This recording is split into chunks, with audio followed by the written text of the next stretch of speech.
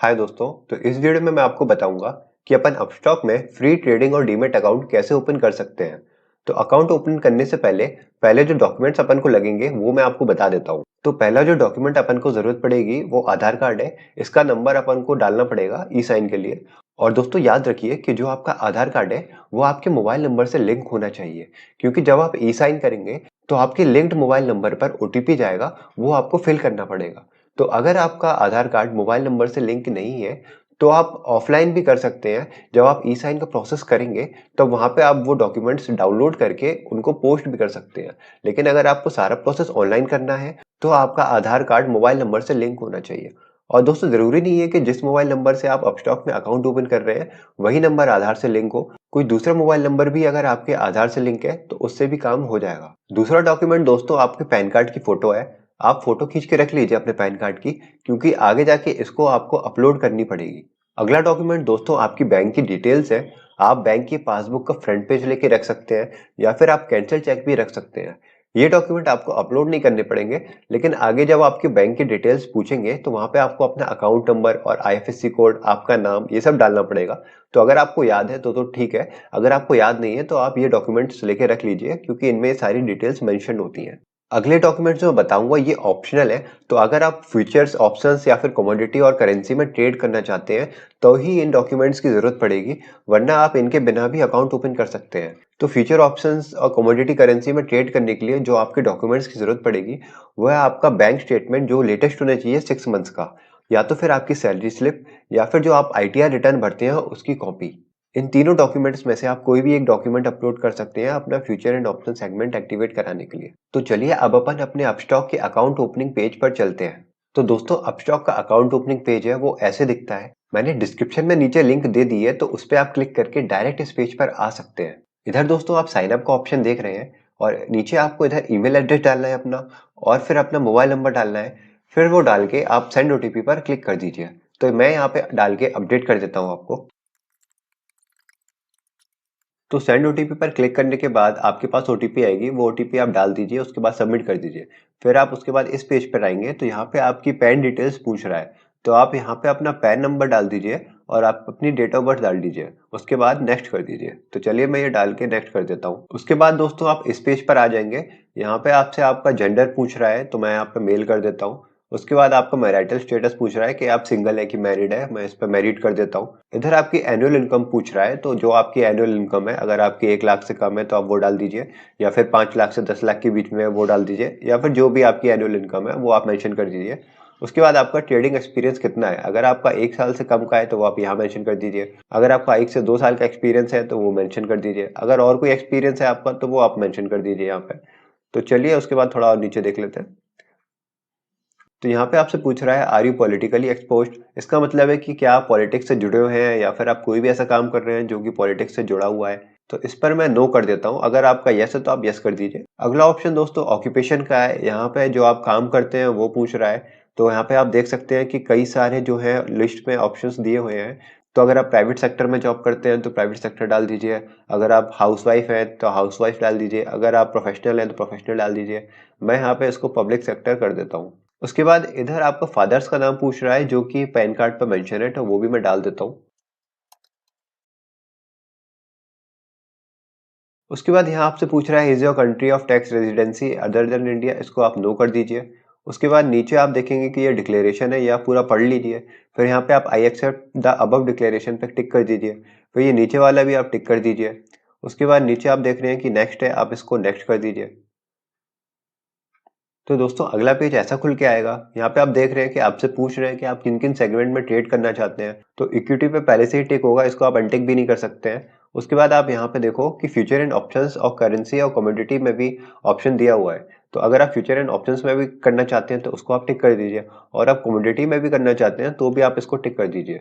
चलिए मैंने यहाँ पे दोनों पे टिक कर दिया है। उसके बाद यहाँ पे आपको चार्जेस दिखा रहा है कि आप इंटरडे और इक्विटी में ट्रेड करेंगे तो आपको 20 रुपए पर ट्रेड देना पड़ेगा, या फिर 0.05% of trade which ever is lower.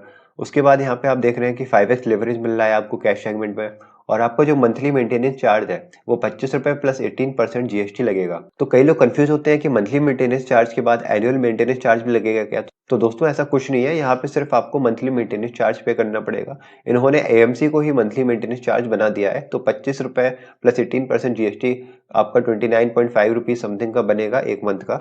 उसके बाद नीचे आप देखिएगा, अगर आपके पास कोई कूपन वगैरह है तो वो आप डाल दीजिए। यहाँ पे मेरे पास कोई भी कूपन नहीं है तो मैं वो ऐसे ही छोड़ दे रहा हूँ। उसके बाद नेक्स्ट पर क्लिक कर दीजिए। उसके बाद यहाँ आपसे पूछ रहा है कि अकाउंट ओपनिंग के बाद आपको एक सरप्राइज स्टॉक मिल सकता है, तो इस पे भी आप यस कर दीजिए। उसके बाद दोस्तों अगले पेज पर आपसे आपका बैंक अकाउंट की डिटेल्स पूछी जाएंगी। इधर आपका नाम आएगा, इधर आपका आईएफएससी कोड डाल दीजिए, इधर अपना बैंक अकाउंट नंबर डाल दीजिए और फिर यहाँ पे फिर से बैंक अकाउंट नंबर डाल दीजिए वेरीफाई करने के लिए। उसके बाद नीचे आप डाल दीजिए कि आपका अकाउंट किस टाइप का है, सेविंग्स है या फिर करंट है। तो ये सारी चीजें मैं अपडेट कर देता हूँ, उसके बाद नेक्स्ट कर देता हूँ। तो दोस्तों अगला पेज पर आपको अपना सिग्नेचर अपलोड करना पड़ेगा और आपका इनकम प्रूफ अपलोड करना पड़ेगा अगर आपने फ्यूचर एंड ऑप्शंस वाले सेगमेंट में टिक किया हुआ है।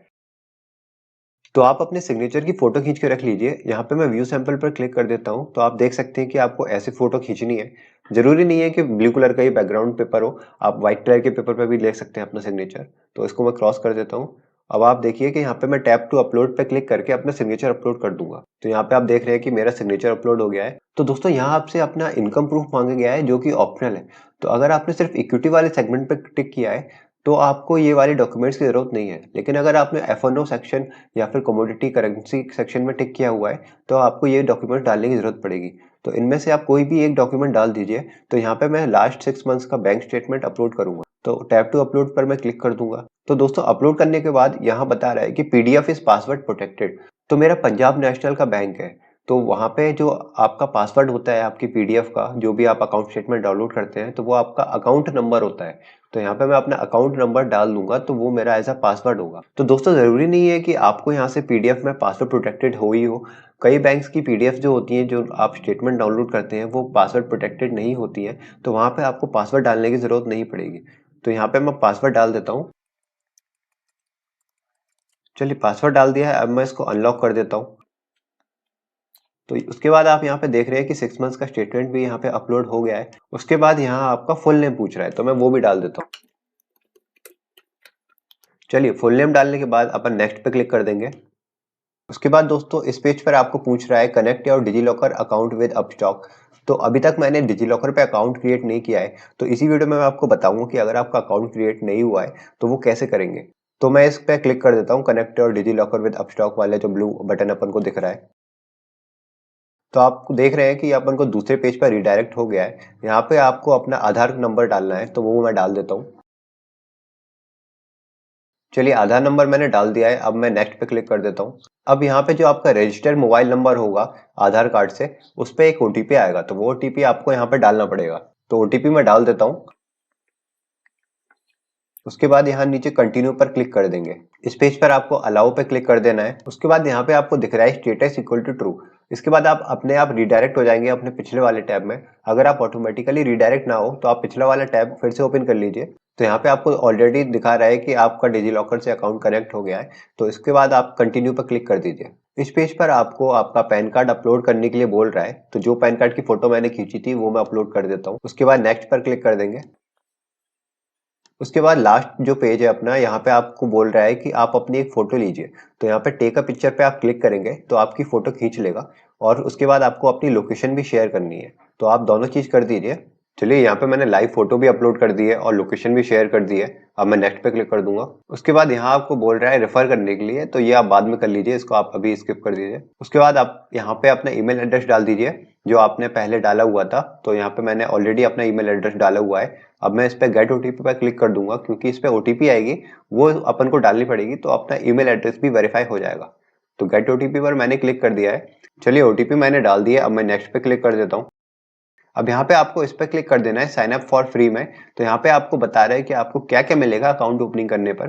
तो यहाँ पे आप देख रहे हैं कि आपका फ्री में डीमेट और ट्रेडिंग अकाउंट ओपन हो जाएगा और आपको 500 रुपए तक की ब्रोकरेज मिल जाएगी अप टू 30 डेज। मतलब अगर आप इंटरडे ट्रेडिंग या एफएनओ ट्रेडिंग करते हैं जहाँ पे आपको 20 रुपए पर ऑर्डर की ब्रोकरेज देनी पड़ती है, तो उसमें से 500 रुपए आपको वापस मिल जाएंगे अप टू 30 डेज। उसके बाद आप जितने भी डिलीवरी के ट्रेड्स करेंगे उनमें आपको कोई भी ब्रोकरेज नहीं देनी पड़ेगी। और नीचे आप देख रहे हैं कि आपको 20 रुपए की ब्रोकरेज लगेगी अगर आप इंटरडे ट्रेडिंग कर रहे हैं या फिर फ्यूचर एंड ऑप्शंस में ट्रेडिंग कर रहे हैं। उसके बाद यहाँ पे आप देख रहे हैं कि यहाँ पूछ रहा है कि क्या आपको मोबाइल नंबर आपके आधार कार्ड से लिंक है, तो यहाँ पे मैं यस कर देता हूँ। उसके बाद नीचे मैं इसको कंटिन्यू पे क्लिक कर दूंगा। अगर आपका आधार कार्ड आपके मोबाइल नंबर से लिंक नहीं है तो आप नो कर दीजिए और उसके बाद यहाँ पे नो का जो ऑप्शन आपको बता रहा है, यहाँ पे आपको बोल रहा है कि यहाँ इस साइट पे जाने के बाद आपको वेरीफाई कर लेना है कि आपका मोबाइल नंबर आपके आधार कार्ड से लिंक है या नहीं। चलिए, तो यहाँ पे मैं इसको यस करके कंटिन्यू पे कर देता हूँ क्योंकि मेरा मोबाइल नंबर आधार कार्ड से लिंक है। इस पेज पर भी अपन को बेनिफिट्स दिख रहे हैं जो अपन ने डिस्कस किए थे पिछले पेज पे अकाउंट ओपन करने पर, तो अपन इस पे कंटिन्यू कर देंगे। तो इस पेज पर आपको बोल रहा है कि ई साइन करने के लिए, तो अगर आपका आधार कार्ड और मोबाइल लिंक है तो आप ई साइन विद आधार ओटीपी पर क्लिक कर दीजिए। अब यहाँ पे देख रहे हैं कि ये प्रोसेस स्टार्ट हो गया है।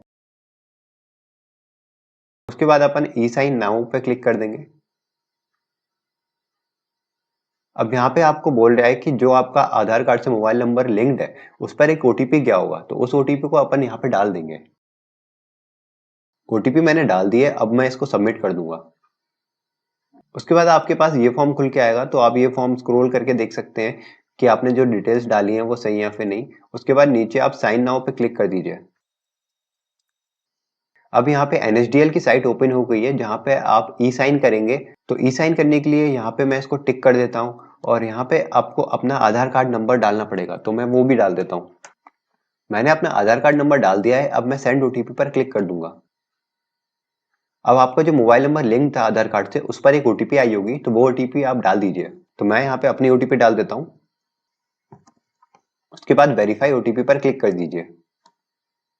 अब आप यहाँ पे देख रहे हैं कि अपना साइन इन सक्सेसफुल हो चुका है। उसके बाद आप इस पेज पर रीडायरेक्ट हो जाएंगे, तो यहाँ पे आपको दिखा रहा है कि आपकी एप्लीकेशन सबमिट हो गई है।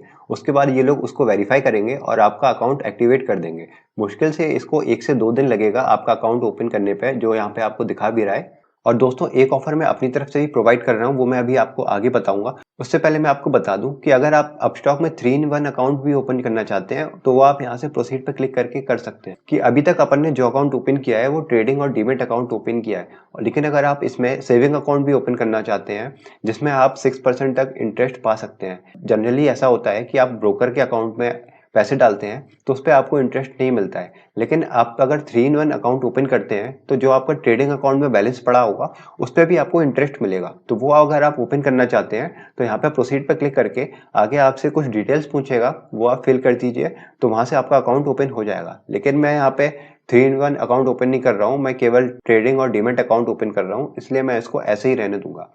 अब दोस्तों, मैं बता दूं कि जो ऑफर मैं प्रोवाइड कर रहा हूँ कि अगर आप नीचे डिस्क्रिप्शन में दिए गए लिंक से अकाउंट ओपन किया है आपने, तो आपको 200 रुपए का कैशबैक मैं अपनी तरफ से भी प्रोवाइड कर रहा हूँ।